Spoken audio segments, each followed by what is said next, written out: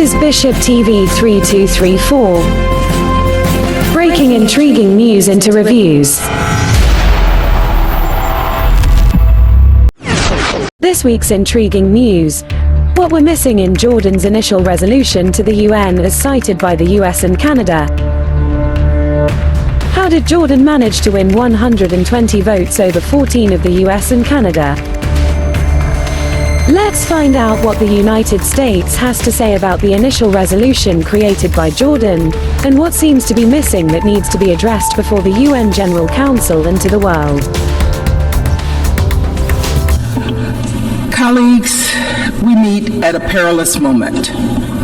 A perilous moment for Israelis and Palestinians first and foremost, but also for the region and the world. The death, destruction, and desperation playing out before our eyes is enough to make one lose faith in humanity. How could Hamas carry out such barbaric acts of terror?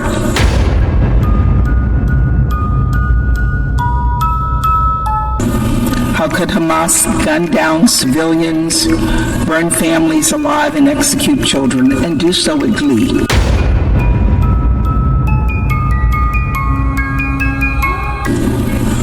How could Hamas take more than 200 people hostage?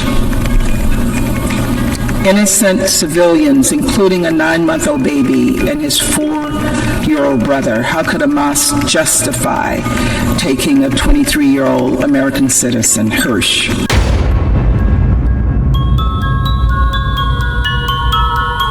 And the answer is they cannot.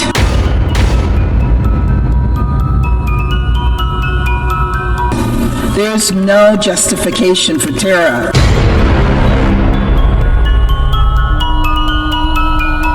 And we must condemn Hamas's acts of terror.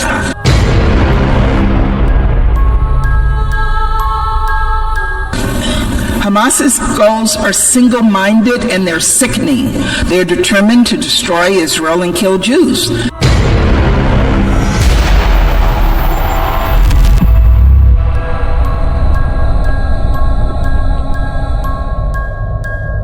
Hamas has never cared about the genuine needs or concerns or safety of the people it claims to represent.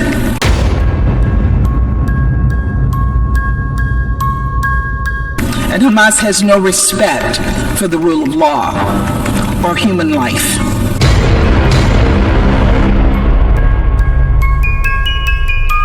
To them, Palestinian civilians are expendable. To them, Palestinian civilians are human shields, and it really is despicable and it's cowardly.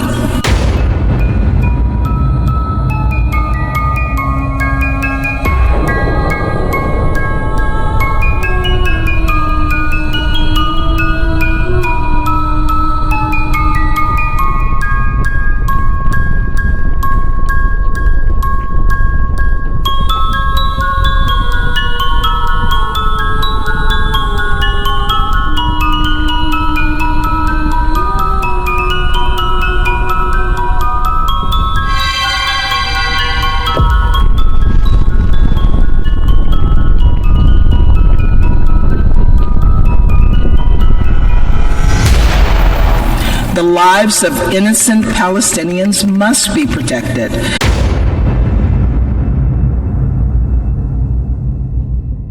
The lives of UN personnel and humanitarian workers and journalists must be protected.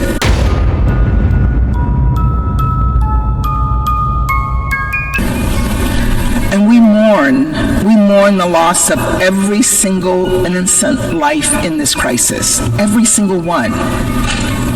We must not look away, and we must not become numb to the pain and the suffering of people like Wa El-Dadou, a Palestinian journalist whose wife, son, daughter, and grandson were killed in Gaza this week. And my heart breaks for a while. My heart breaks for all of the innocent civilians who are caught up in this crisis.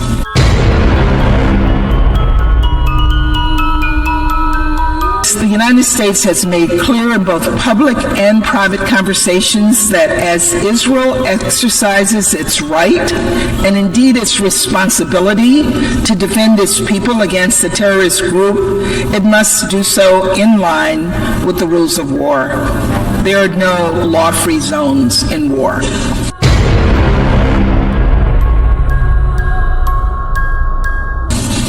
International humanitarian law must be respected throughout Gaza and the region by all actors. President Biden and Secretary Blinken, in partnership with the UN and regional actors, are engaged in direct diplomacy to help protect the lives of all civilians and to ensure humanitarian assistance can flow into Gaza.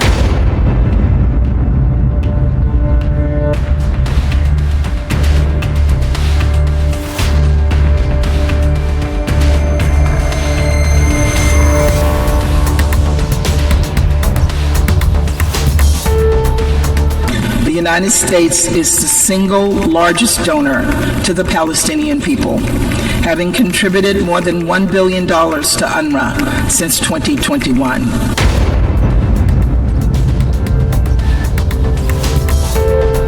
And last week, President Biden announced an additional $100 million in humanitarian assistance for the Palestinian people in Gaza and the West Bank.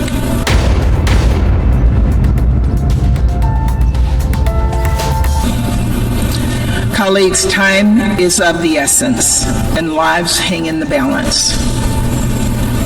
As you'll notice, two key words are missing in the resolution before us.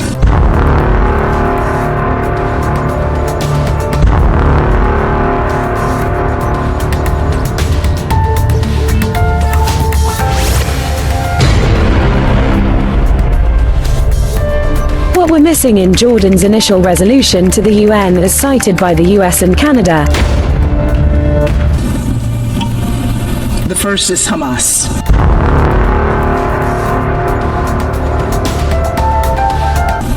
It is outrageous that this resolution fails to name the perpetrators of the October 7th terrorist attack.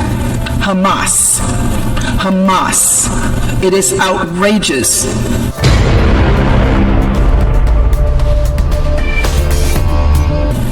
Another key word missing in this resolution is hostage.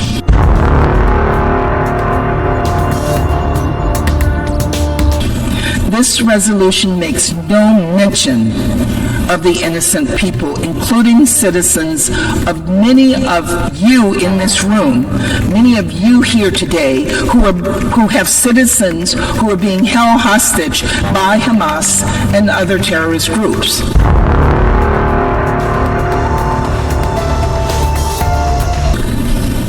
These are omissions of evil, and they give cover to and they empower Hamas's brutality.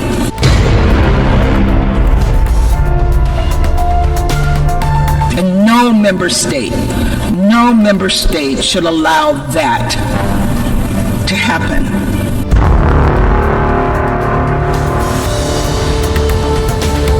Should not let it stand. And that is why we have co-sponsored an amendment put forward by Canada that corrects these glaring omissions. This amendment is straightforward and it's unobjectionable. It calls on us to condemn Hamas's terrorist attacks on October 7th.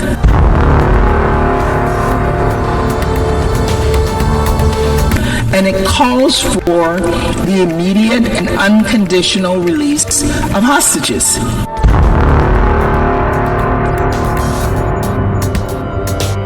It should be easy. This is the bare minimum that we would hope to see in this resolution. We urge all member states to vote yes on this amendment.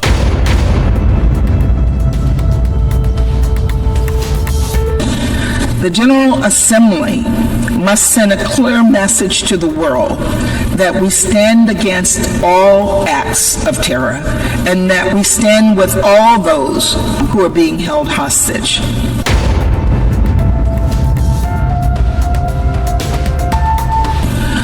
We believe the UN Security Council, a body charged with maintaining international peace and security, must send this same message. And that's why this week we put forward a Security Council resolution that garnered the support of the majority of the Council.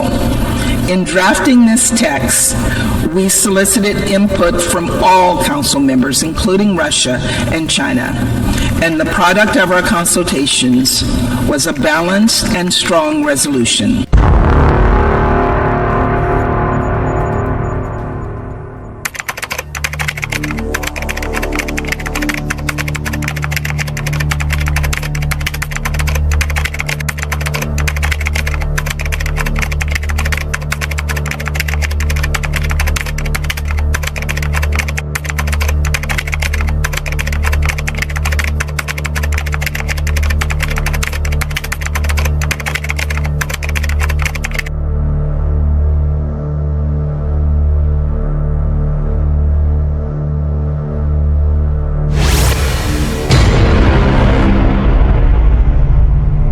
How did Jordan manage to win 120 votes over 14 of the US and Canada? On October 27th, The Guardian newspaper stated that Jordan had originally demanded an immediate ceasefire, but in a bid to maximize support, amended the draft by calling for an immediate, durable and sustainable humanitarian truce leading to a cessation of hostilities.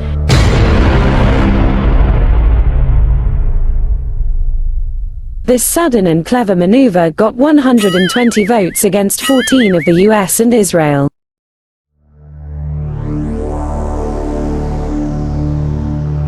On October 28th, The Guardian newspaper revealed how the Arabs won the vote against the US and Canada, saying, in the days leading to the vote, Jordan had adapted its initial resolution in an effort to secure maximum support by dropping its call for a ceasefire in favor of a sustained humanitarian truce, and it had added that the release of captives must be unconditional.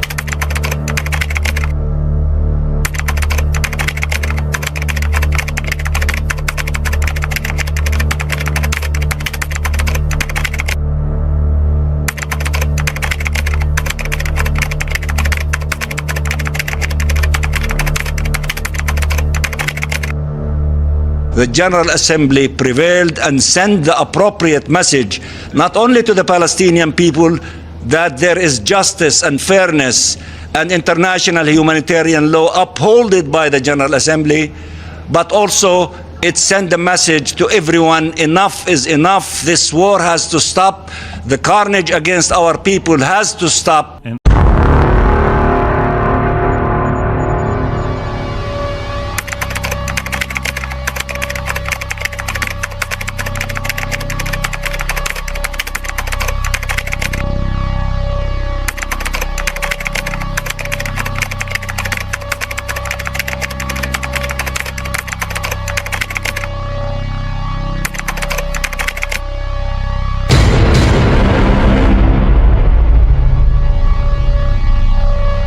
This is not a war with the Palestinians.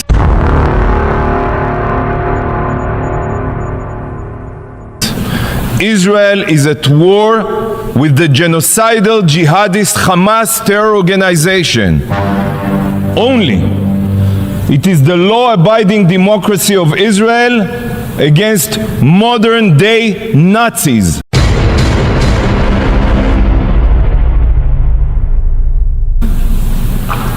These are the facts. Hamas do not care about the Palestinian people. They do not care about peace or dialogue. Hamas has only one goal: to annihilate Israel and murder every single Jew on the face of the earth.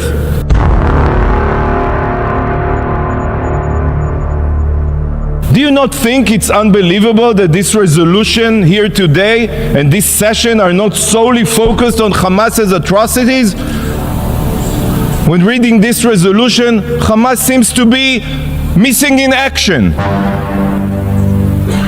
The drafters of the resolution claim to be concerned about peace, yet the depraved murderers who initiated this war are not even mentioned in the resolution, not even mentioned.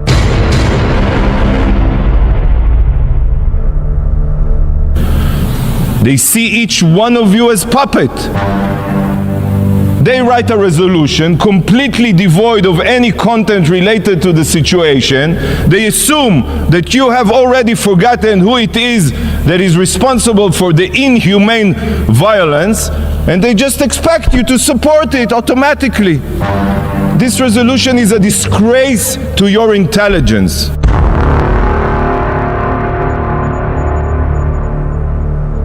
It is unfathomable that such a resolution, one that doesn't even mention Hamas, could possibly be voted upon here. The following is a list of the three major or the three focal points presented in the approved UN resolution on October 27th that US, Israel, Canada and 11 others strongly opposed due to its intentional omission of mentioning Hamas as the perpetrator of the recent Middle East crisis and its failure to address the release of Hamas hostages numbering to more than 200 civilians.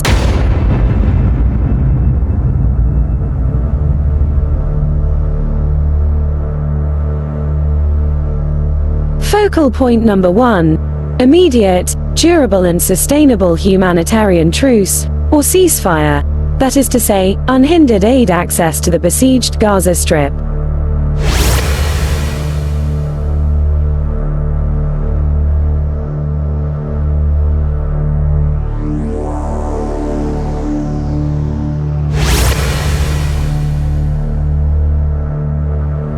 Focal point number 2. Immediate and unconditional release of all civilians illegally held captive and demands their safety and humane treatment.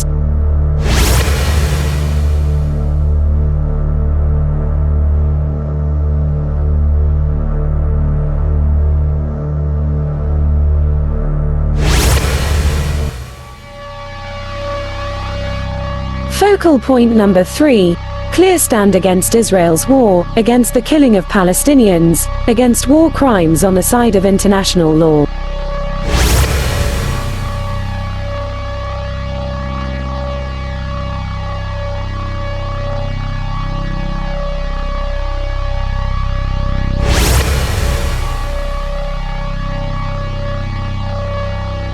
In the face of this opposing resolution, Israel is determined to complete its goal in destroying Hamas, but not Palestine.